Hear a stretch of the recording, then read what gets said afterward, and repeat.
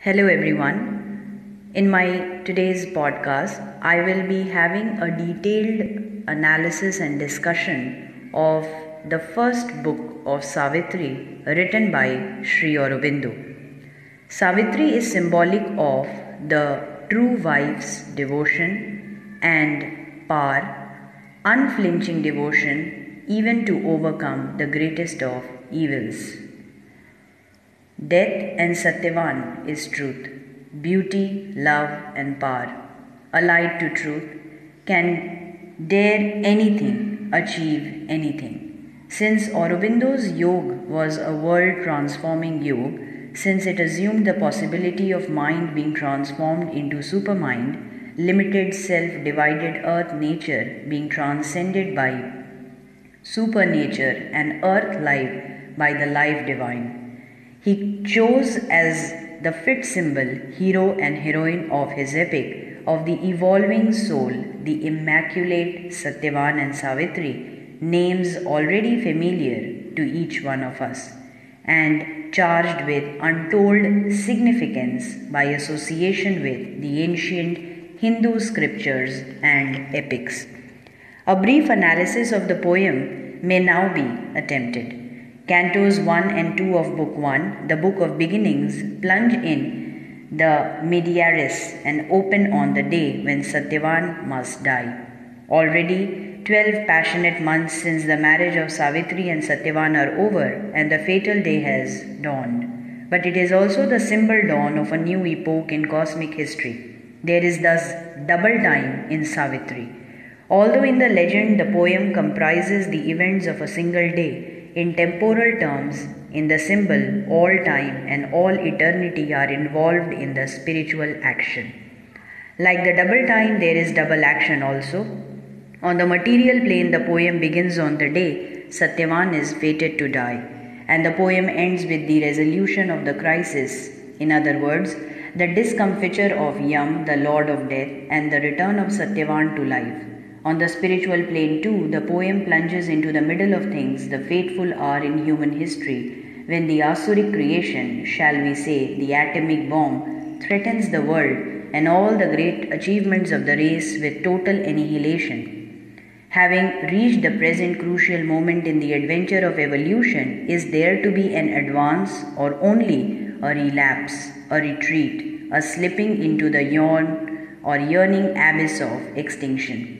Time was, time is, but how about time future? How is the issue between threatening death and the hope of new life to be worked out in future time? The issue is posed squarely in the life divine, and a marvelous future possibility is presented in the language of metaphysics. In Savitri, the problem is posed again and the possibility presented again, but in terms of poetry. The great spiritual drama unfolded in Savitri is thus really played in the theatre of the human soul, for Asuric power can be countered, mastered, and transformed only by spiritual power, and so the poem ends with the defeat of a partial and temporary darkness of the soul and nature. It is the prerogative of the awakened soul acquiring a clear sense of direction and power and poise of movement to actually go through death-daunted life and time to the bliss everlasting at the far end. Even as Satyavan with Savitri's help lives down the invasion of night and twilight and emerges into the clear light of day, the human soul too, which is the spearhead of the evolutionary advance led by the Supreme's gift of grace, overcomes the limitations of the ignorance and the obscurities and contradictions of mental life and achieves the bliss of divine or superconscient life.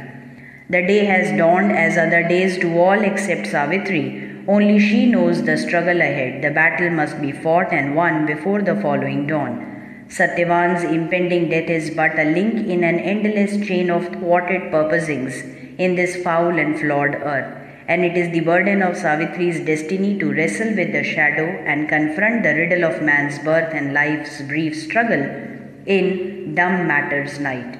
She is Savitri, the anxious, agonized wife, bearing the weight of an intolerable and frightful eventuality, but she is also, and she knows it too, the great world mother.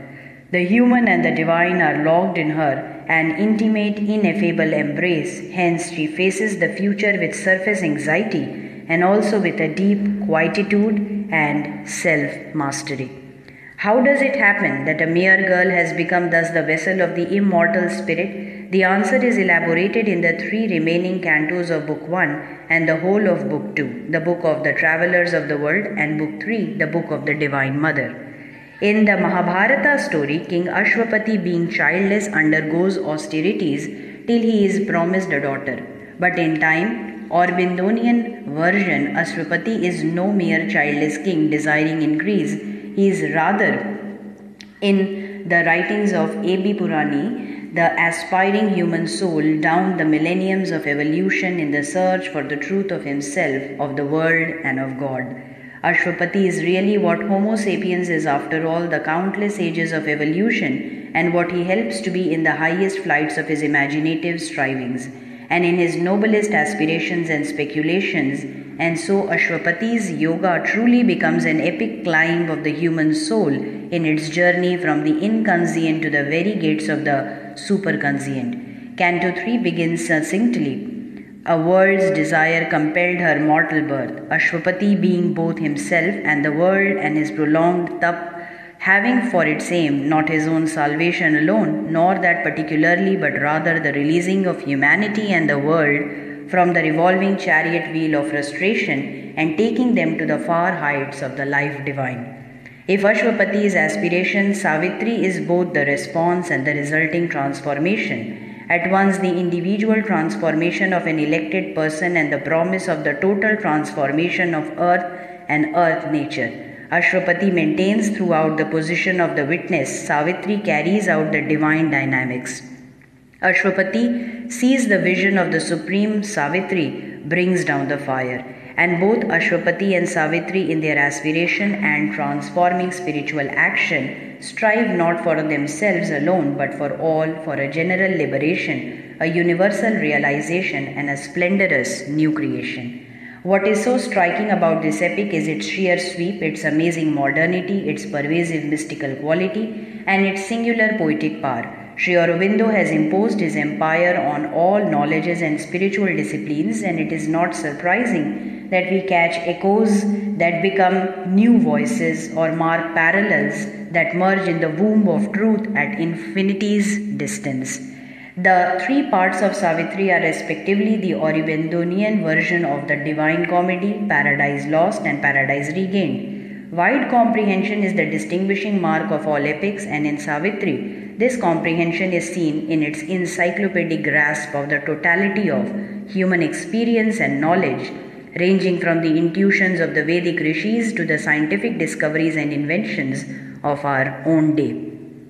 The striking modernity of Savitri is thus a function of its acute awareness of the contemporary situation in the physical and biological sciences, in the fields of philosophy and psychology, and in the regions of the humane arts, but all is integrally related to the double action and double time of the poem, so that in the final accounting, Savitri is neither an overflow of tradition nor an eruption of modernism, but a recordation in poetic terms of the ends and means determining man's and the earth's ultimate destiny set in the background of cosmic time.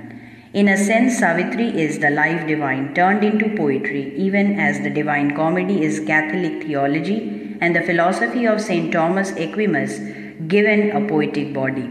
In 1932, Sri Aurobindo said that Savitri was an attempt to catch something of the Upanishadic and Kalidasian movement, so far as that is possible in English.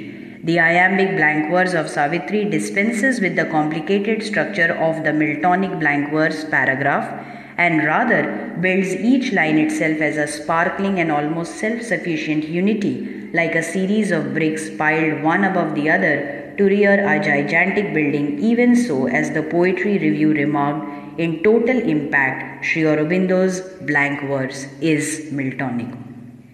To conclude, in the words of Professor Raymond Frank Piper, I quote, "During a period of nearly 50 years before his passing in 1950, Aurobindo created what is probably the greatest epic in the English language, I venture the judgment that it is the most comprehensive, integrated, beautiful, and perfect cosmic poem ever composed. It ranges symbolically from a primordial cosmic void through Earth's darkness and struggles to the highest realms of supra-mental spiritual existence and illumines every important concern of man through verse of unparalleled massiveness, magnificence, and metaphorical brilliance.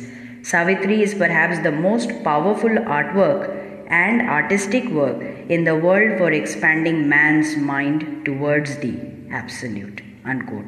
So I hope this podcast proves to be of help in making you understand the first book, especially of Savitri, in a better light. For any comment or feedback, you can use the comment section below. You can share your questions here if there are some, and please like, share and subscribe to the channel. And for further queries, you can write down to me on my email ID, which is there in the description box below or in the comment section. Thank you for your valuable time. Here's wishing you a great day ahead.